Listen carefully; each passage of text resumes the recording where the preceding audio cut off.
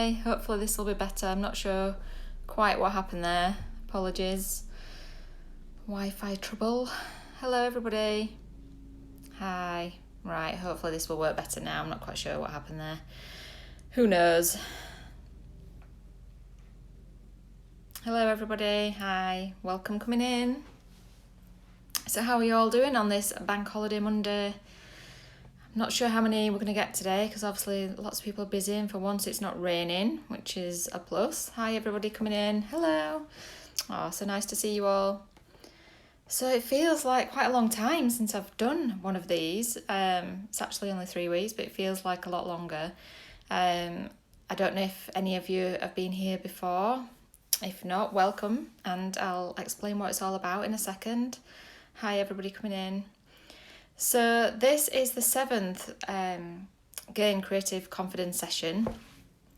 We've been doing these for quite a while now, and it's gone really, really well in conjunction with Psychologies magazine, who are very big on creativity, as I'm sure you'll know.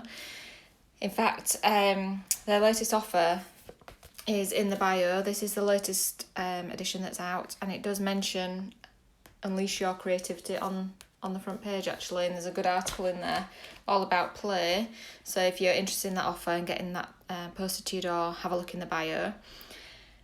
So for those who haven't been here before, welcome. My name's Juliet and I'm from the Curious Creative Club. I say from the Curious Creative Club like it's a big entity. It isn't, it's just me. So I set that up nearly sort of over a year and a half ago now to basically talk about all things creativity. I blog weekly on a Monday about all kind of aspects to do with creativity because I know the power of the well-being that it can give you and how enjoyable it is, and I felt compelled to say that to my readers and explain what it's all about and the health and well-being benefits of that. So that's what the Curious Creative Club is about. I do art and writing and photography as well, and that's all part of that. And this is why I got involved with Psychologies magazine in the first place, because I did an interview with the lovely Susie Walker back at the beginning of lockdown when everybody was getting a little bit more creative during all their spare time, and we thought it'd be a good idea to kind of continue and promote that as an activity for people to do. So that's why we're here. We've done loads of different things so far. We've done lots. I always do a task in these sessions as well, so it's usually linked to what I'm talking about, and I encourage people to do that and have a go. And it's really nice because lots of you have sent your work in to me, which has been brilliant, and we've shared that and posted that on my socials and also Psychology's socials. So that's been brilliant to see, and that you're all getting involved and liking these tasks and feeling able to do them. So that's brilliant. And we've talked about all kinds of things really. So we've done things about memories, being resourceful, creative self-care. So we talked about creating like a self-care list of creative activities for you. We've talked about having adventures to inspire your work and ideas. And we've talked about planning and perfectionism as well. Perfectionism was the last one, and I think I gave you 3 tasks for that. So I don't know if any of you guys joined in on that. Give me a thumbs up if you did. Hello to everybody coming in. Thank you for joining. And yeah, it's been really good and really interesting to see how people have got on with the tasks, and that it has inspired people to do more creative work in their life. So yeah, it's all good. So today I'm going to talk about colour mainly, and some parts about planning as well. We've covered planning quite a lot in the past, but this is specifically linked to colour, so there is a connection, I promise. So for those of you that follow me on my socials, on Instagram and things, you'll know that I've been away to Cornwall recently, and it was absolutely gorgeous. The weather wasn't brilliant, to be honest. We were 1 week in Newquay and 1 week in Mousehole, so it was really, really lovely. The weather was a bit hit and miss. It was sometimes misty, sometimes sunny, but all around we had a fantastic holiday, and we walked on the coastal paths, we spent time on the beaches, we spent time exploring and going around the more kind of touristy places as well. And the main part for my husband was eating lots of gorgeous seafood. So yeah, we had a really nice time. But what kind of struck home for me when we went was the variety of different colours that I was being exposed to. Obviously, I'm from Yorkshire, for those that can tell the accent, West Yorkshire, and it is absolutely beautiful around here. But I definitely had a yearning to see the sea. It's been a long time since I've travelled anywhere to the coast, so it was really nice to just get out there and see the sea. And as I'm talking to you now, I've got some pictures on my laptop which I'm going to attempt to show you because my printer ran out of ink really conveniently before this. So I just kind of wanted to show you those kind of colours of what I'm talking about. For those that follow me on Soothed by Nature, which is my nature account, you'll have seen these pictures. And it was absolutely gorgeous. Totally different colours to what you kind of I'm exposed to in Yorkshire when I'm walking the dog. So I'll just show you these now so you know what I'm talking about. So I'm just going to spin this round, hopefully it'll work. So, if you can see, if I go this way a bit so that we're not in the light. But if you look closely, you'll see this picture here in particular. So there's lots of like teals and gold and heather colour and green. And then up here we've got the sunset that was at Perranporth, which was absolutely awesome. The teals again of the South Coastal Path, and things like here where there were these really unusual kind of black seedlings against the teal coloured sea at the back, which I thought was, really nice. And then if I go down a bit, if I can just, so there we go.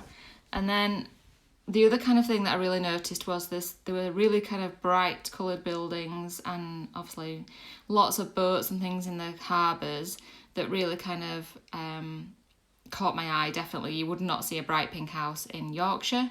And then there's the kind of more muted colours of like the kind of paler greens and greys, and lots of people kind of decorated the outside of their houses, which you don't really see that up here. There's definitely kind of a sea-themed thing going on in these beautiful little towns where they really do decorate the outside of their properties, and I thought that was really nice to see. So I found all this kind of really inspiring in terms of colour and what effect it has on you. Obviously the kind of sea calming colours are beautiful, but also the kind of rich tapestry of the heather and the gold and the gauze and all that kind of thing really kind of got me thinking. And that's going to be linked to some of our tasks today. And quite often you're surrounded by the same colours day in, day out, whether it's your routine of a walk or inside your house. It's not that often that we kind of exposed to different colours for a long period of time. And I just kind of wanted to explore this, and it kind of resonated as well when this morning was talking about autumn fashion and how we often,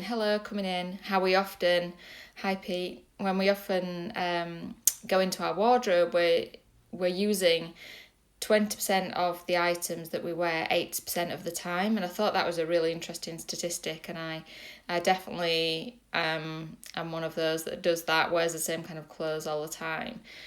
And I think there's an opportunity there to kind of shake things up a bit, especially for autumn, I think. So you can go and resort your wardrobe out and maybe even not get rid, but put to one side the things that you wear all the time, just so that you're not going for that automatic comfort zone. And I'm looking at the same kind of clothes that you wear all the time. It's interesting to kind of shake things up a bit.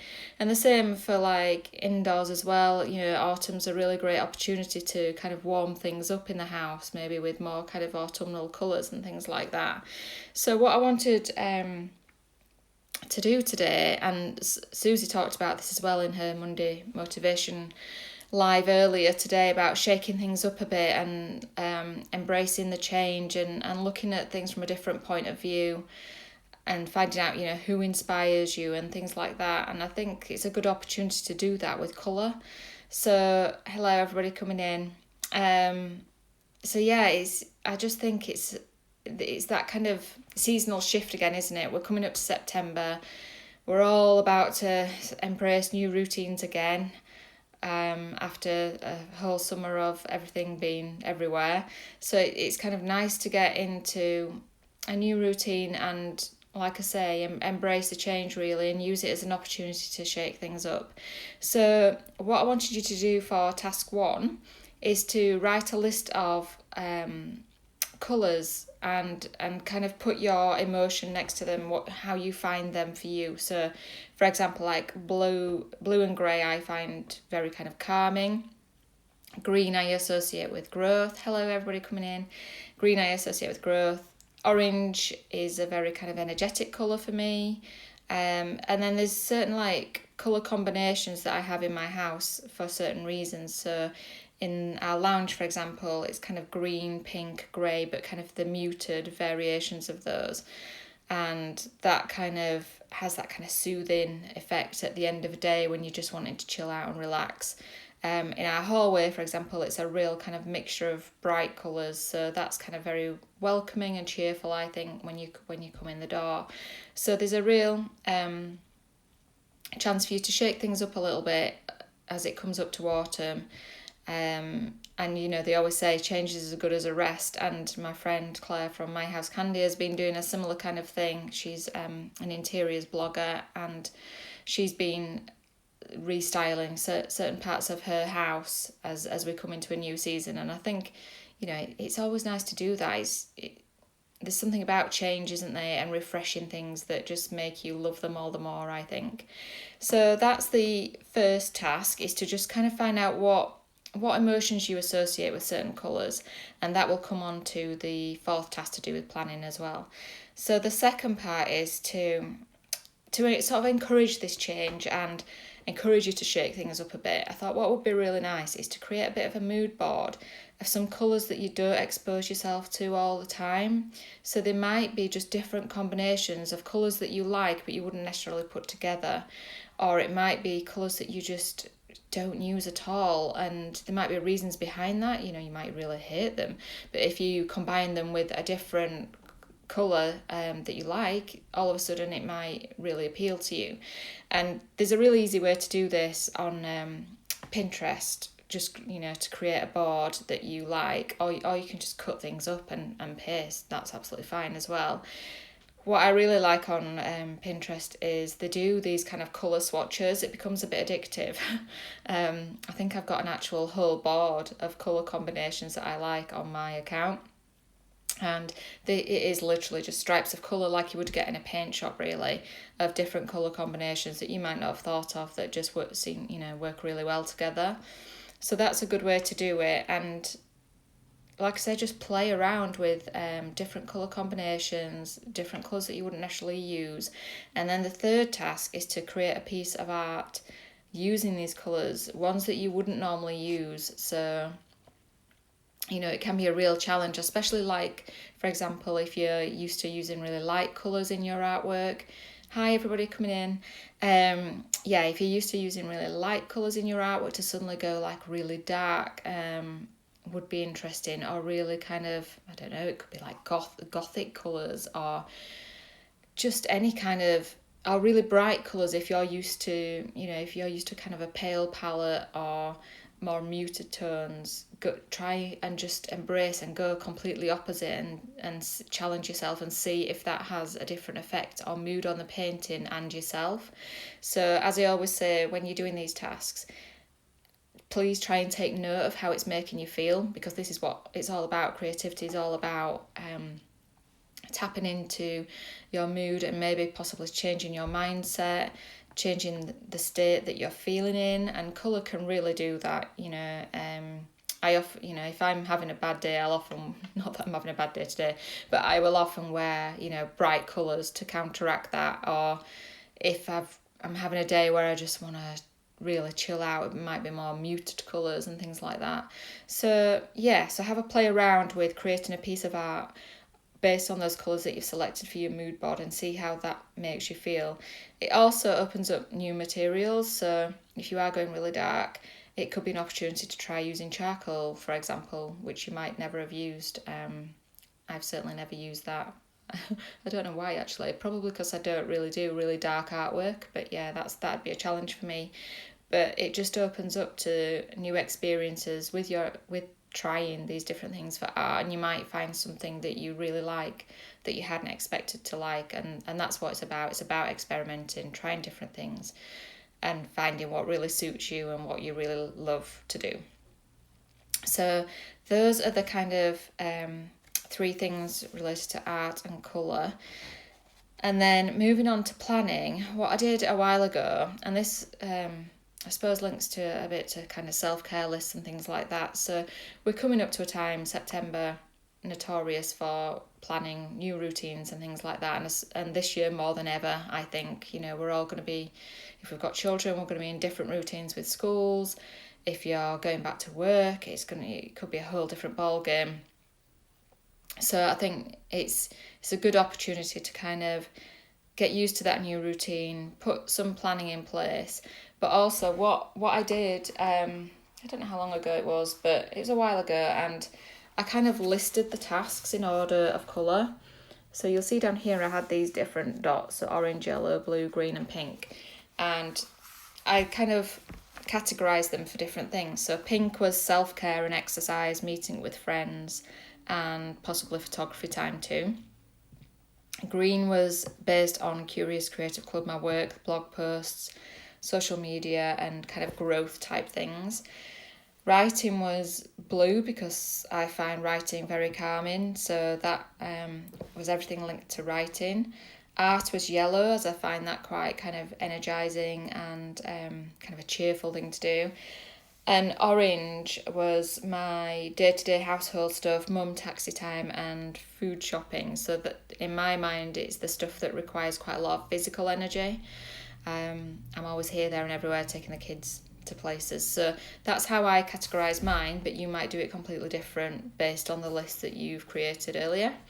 And then it's a case of, portioning up your week and writing all the things in your diary and then just putting these dots or even, colour the whole square, however you want to do it. Or you can do it on computer and, just colour in the background to that text and have the different elements of your week as these different colours. And what's really great about that is that you'll soon see where your time is being spent on what kind of activity you're spending most of your time on. So in an ideal world, obviously you'd like to create a bit of a balance between those different things that fill up your life and fill up your cup in terms of energy.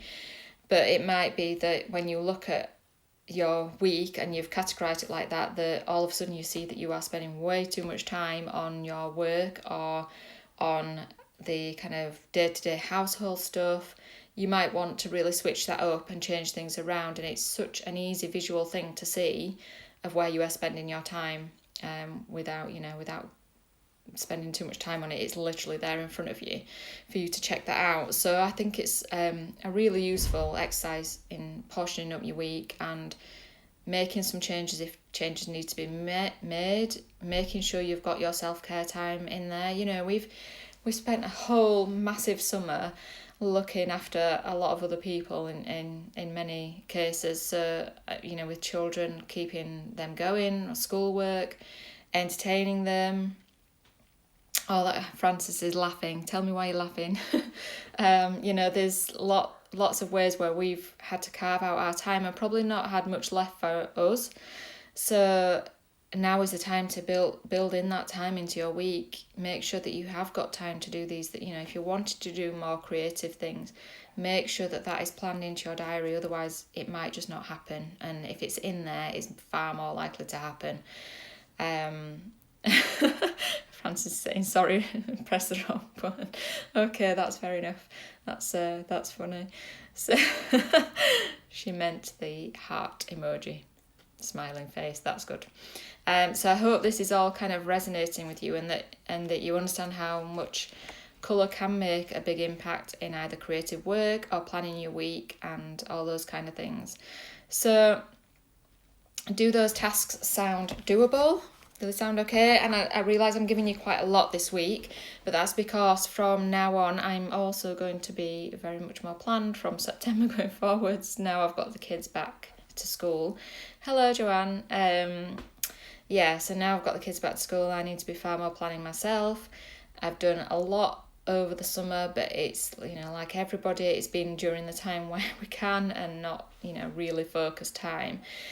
So I'm going to be doing these sessions once every 4 weeks from now. So hence why I've given you kind of like 4 tasks to give you lots of meaty stuff to be going on with. But hi. I've been lucky enough when I've got back from holiday that we've had our mini tiny log cabin arrive, and my husband's building it as we speak. So that's really influenced my kind of thoughts on colour as well, because I'm busy thinking about what I'm going to have in that cabin. So that is going to be my little curious cabin for my work, as the husband took over this office mainly. So I thought, I could do with another little space where I can just go and have all my creative stuff. So, I realise I'm very lucky to have that, and it's been something I've been wanting for absolutely years. So I'm looking forward to kind of decorating that space, and maybe next time, if the Wi-Fi is good enough, I might be able to come from there and show you what I've been up to and what I've done. So I've got lots to be getting on with. I've also, like I do every September really, I've created a bit of a plan for the next 3 months, so that time doesn't just drift away from us as it so often does in the run up to Christmas. I always find September a really good month for a kind of restart and a refresh, and especially this year more than ever. So I'll be doing my own vision board, and that's what I'm going to talk about in the next session actually, is kind of a vision board for the last part of the year and first 3 months of the next year, because quite often we wait till January, when actually I think September is just as good a start really, that kind of academic year feeling. Speaking of which, I've got a new academic year planner. I could thoroughly recommend doing that. I've run out of space in my old one, so hence why I got a new one, but that always helps with planning. Get a nice new planner that you'll enjoy filling in. That comes back to another thing as well actually. I created a bit of strategy for what I'm doing going forward with a friend of mine, Michelle, who's really good on business strategy, and she sent through a really good template, but it was, the text and things were all in grey, and it was quite funny because we have an ongoing joke about how I'm really into creative stuff, and I said I love the idea of the template and what's involved in it, but I need it to be colourful for me to look at it. If it's grey, I won't look at it. I'll just put it to one side. Anything that's like letters or black and white, I really struggle with. When I'm doing these sessions, this is what my notebook looks like. It's all highlighted in colour. That's how I notice things, and things go in better for me. So I often do that. And so we created the strategy, which was fantastic, and then I just recoloured it and sent it through to her, and I think she's put it up on her notice board as an example of how to do it a little bit differently. So yeah, I can highly recommend bringing lots of colour into your life, whether it's new, old, and just experimenting with it really, as all these sessions are about. They're all about experimenting and sharing what we've learned from just doing things a little bit differently and having some creative time, which is what it's all about. So I hope you've enjoyed that. I hope it all makes sense. Give me a thumbs up if it has. I hope it has. And as I always say, please send anything you want to me via my Instagram account. So my Instagram is The Curious Creative Club. You can DM me there, or you can send it to me on Facebook as well. I love sharing your work. I think, in fact, in the next edition of Psychologist magazine, I'm hoping that some of the previous work might be shared a little bit in there. I sent some things through. So it's just great to see how you all... Thank you, Francis. Thumbs up. Good. It's just great to see how you all interpret the sessions and the tasks that I give you and how you do it. Everybody's different, and so I love seeing how creative you guys are. It's brilliant, and it inspires me too. So yeah, share it onto my socials. As I said before, I blog every week at thecuriouscreativeclub.co.uk. That's my website, and the blog sits on there. I'm going to be putting all this stuff on there for later, because I realise it's quite a lot of different tasks, and just so you can remember what I'm suggesting, I'll pop it all on there as well, so you can have a look. And the Instagram account, I'm always putting like tips and sharing other inspiring accounts that I find and things like that. So please keep checking in there for anything else you want to do over and above what I've set you today. So yeah, I hope that makes sense. And, you know, don't forget, check out Psychology's magazine's most recent offer on their bio, which is just above here. I'll post this on the on Psychology's account as well, this video, so people can catch up later. As I realise, Bank Holiday Monday, you'll all be doing lots of lovely stuff, hopefully some creative time, you never know. So yeah, lovely to be back, lovely to see you all, and I'll see you all again in 4 weeks' time. Please send me your stuff, I'd love to see it. All right, you take care, have a great week and a great bank holiday. Bye now.